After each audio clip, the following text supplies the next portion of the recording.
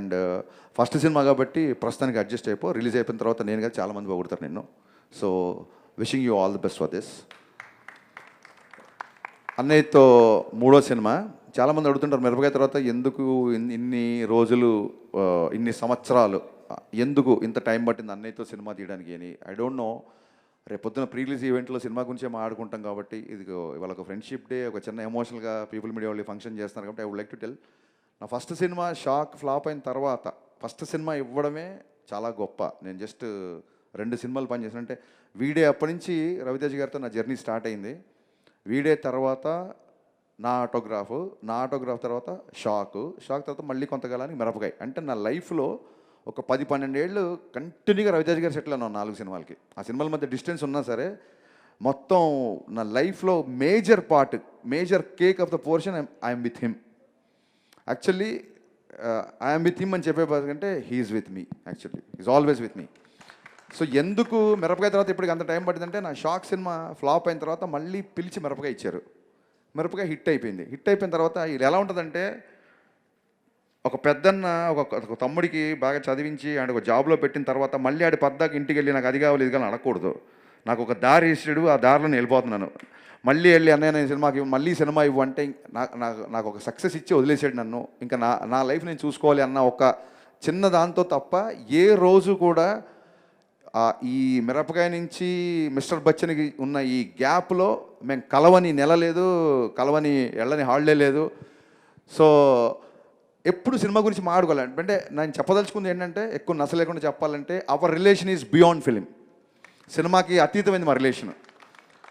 ఆ రకంగా కుదరలేదు, అంతకుమించి వేరే రీజన్ ఏం లేదు. అండ్ మిస్టర్ బచ్చన్లో నా మాస్ మహారాజ్ని నాలాగే ఉన్న ఎంతోమంది ఫ్యాన్స్ ఎప్పటి నుంచో ఎలా చూడాలనుకుంటున్నారో అంతకు 100 టైమ్స్ చూపించాను మట్టుకు చాలా గర్వంగా చెప్పగలుగుతాను.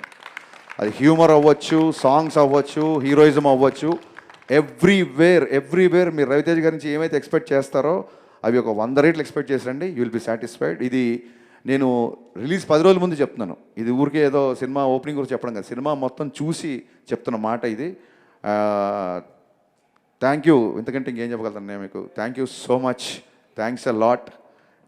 ఎన్ని రకాలుగా చెప్పినా తక్కువే, ఎంత చెప్పినా తక్కువే. అంటే నన్ను ఇమిటేట్ చేశారు కదా చాలామంది, సరదాగా అన్నీ ఇమిటేట్ చేసి చూపిస్తాను నేను ఊరికే. ఎందుకంటే మీకు ఆన్ స్క్రీన్కి ఆఫ్ స్క్రీన్కి పెద్ద తేడా ఉండదు. అన్నీ ఆన్ స్క్రీన్లో ఎలా ఉంటారో ఆఫ్ స్క్రీన్లో కూడా అలాగే ఉంటారు. సో ఆఫ్ స్క్రీన్లో అంటే మేము ఎప్పుడన్నా హాలిడేకి వెళ్ళినప్పుడు, మేము సరదాగా ఎక్కడికైనా వెళ్ళినప్పుడు ఎలా ఉంటుందంటే, ఇది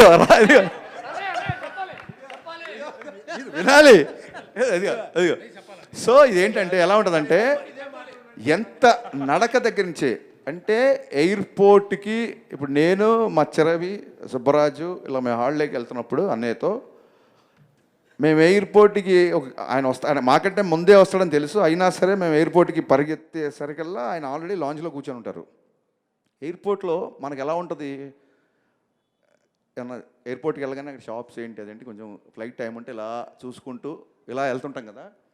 సో అన్నయ్యతో ఇలా చూసుకుంటూ, అన్నయ్య ఇది చూసావా అని తెలియజేసరికి ఆయన గేట్ దాటేసి లోపలికి వెళ్ళిపోయి ఉంటారు. ఆయన నడుస్తుంటాడు, మేము వెనకాల పరిగెడుతూ ఉంటాం, వెనకాల విపరీతంగా పరిగెడుతుంటాం, మామూలుగా ఉండదు. షాపింగ్కి వెళ్తాం కదా, నాకు అందుకంటే సినిమా ఇన్కమ్ ట్యాక్స్ కాబట్టి నాకు బాగా గుర్తొచ్చింది. ఆయనతో షాపింగ్కి వెళ్ళాము, న్యూయార్క్ షాపింగ్కి వెళ్ళాం. ఇన్కమ్ ట్యాక్స్ ఆఫీసర్ రైడ్ చేసినట్టే. షాపులోకి వెళ్తే ఒక ఇన్కమ్ ట్యాక్స్ రైడ్ చేస్తాడు కదా, దాని రేట్ ఎంత, అది ఏంటి, మన సైజ్ ఇలా ఇలా ఇలా అంటే మనం గబుక్కున వెళ్ళి మనం కొనాలంటే చూసి, ఎస్పెషల్ న్యూయార్క్ వెళ్తే నేను మా బావ ఏంటి మన మిడిల్ క్లాస్ ఫెలోస్ మేము, అది కొనాలనుకుంటే అది దాన్ని చూసి డాలర్లని మళ్ళీ ఫోన్ తీసి దాన్ని ఇంటూ 80-85 వేసరికి అబ్బాయి నా షాపింగ్ అయిపోయింది ఏంటి మీరు ఉందా, మీరు కొనుక్కోండి. ఎలాగ హీరో వెయిటింగ్ చేస్తే షాపింగ్ చేస్తే బాగుంటుందా, మీరు కొనుక్కోండి అబ్బాయి నేను వెయిట్ చేస్తాను. ఎలా వెయిట్ చేస్తాను, మొత్తం సగం షాప్ కొనేస్తాడు అక్కడ. ఎంత ఫాస్ట్గా అయిపోయిందంటే, ఇక్కడ ఎవరో అక్రమంగా ఏదో దాచుకున్నారు, దాన్ని మనం సీజ్ చేస్తున్నట్టే ఉంటుంది షాపింగ్. ఫటా ఫటా ఫటా ఫటా ఫటా వేసుకుంటూ వెళ్ళిపోతారు.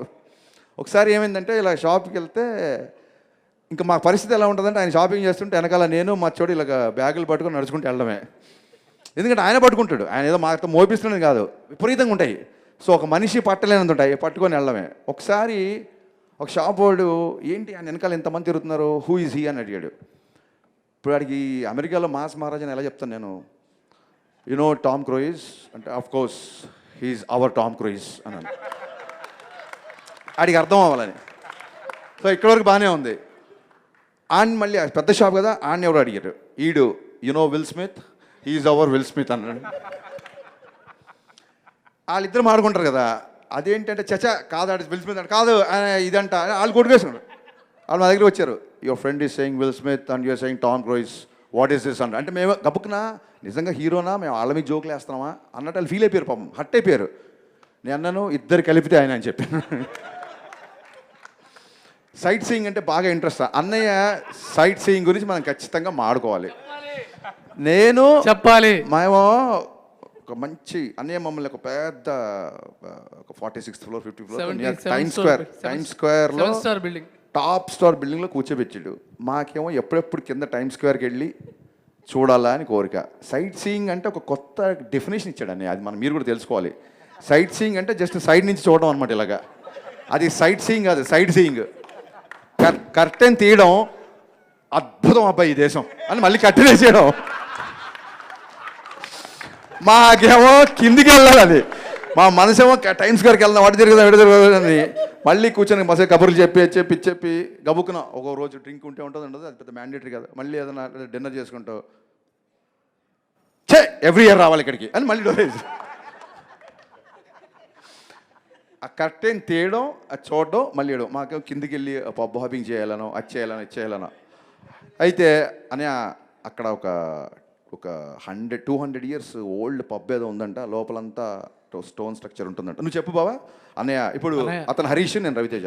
అన్నయ్య అక్కడ ఒక కసబ్లాంకా అని ఒక పబ్ ఉంది అన్నయ్య, లోపల మొత్తం స్టోన్ స్ట్రక్చర్. అది మీరు వెళ్ళొచ్చేయండి అన్నయ్య. అది కాదు మీరు వెళ్ళొచ్చండి అబ్బాయి హాలిడే వచ్చినప్పుడు ఇగో రిస్ట్రిక్షన్ పెట్టి మీరు వెళ్ళొచ్చేయండి అన్నయ్య.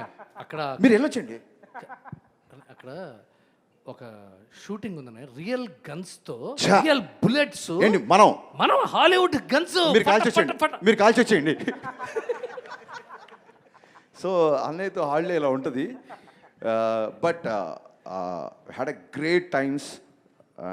ఎప్పుడు వెనక్కి తిరిగి చూసుకున్నా, ఫ్రెండ్షిప్ డేలో అని వెనక్కి తిరిగి చూసుకుంటే హాఫ్ ద సినిమా, నేను చెప్పేది సినిమా కాకుండా హాఫ్ ద సినిమా ఎక్స్ట్రాడినరీగా ఉంటుంది. అంటే ఆ హ్యూమర్ కానీ తనతో ఉండే ప్రతి సెకండ్ మాకు ఇవన్నీ గుర్తున్నాయంటే కారణం, ఇవన్నీ జరిగి పాండమిక్ బిఫోర్ జరిగినాయి ఇవన్నీ, బట్ స్టిల్ ఇవన్నీ గుర్తున్నాయంటే కారణం కలిసిన ఫస్ట్ డేనే ఎరా అబ్బాయి అని కలిసిపోయి అంత ఫ్రెండ్లీగా ఉండడం, ఒక స్టార్తో ఉన్నాం అనే ఒక విషయం మర్చిపోయేలాగా బిహేవ్ చేయడం కేవలం మాస్ మహారాజ్కి మాత్రమే చెల్లింది. అండ్ మా కోరిక అదే, ఎప్పుడు ఎవరు ఎలా ఎన్ని సినిమాలు చేస్తారు ఏంటి మనకేం తెలీదు, మనం చేస్తాం కదా, మన సినిమాలు చేస్తాం. నేను చాలాసార్లు చెప్తుంటాను, ఈ రోజుకి మనం మాయాబజార్ చూస్తుంటాం, ఈ రోజుకి మనం మగలేసం చూస్తుంటాం. సో ఇప్పుడు మేము మళ్ళీ రేపు పొద్దున ఏముంటుందంటే ఏమైనా మగలేసం తీసారా అంటారు. లేదు, చూస్తున్నాం, చూడడానికి కూడా మీ పని. సో ఏంటంటే రేపు పొద్దున రాబోయే సంవత్సరాల్లో మేబీ ఒక 10 years తర్వాత 15 years తర్వాత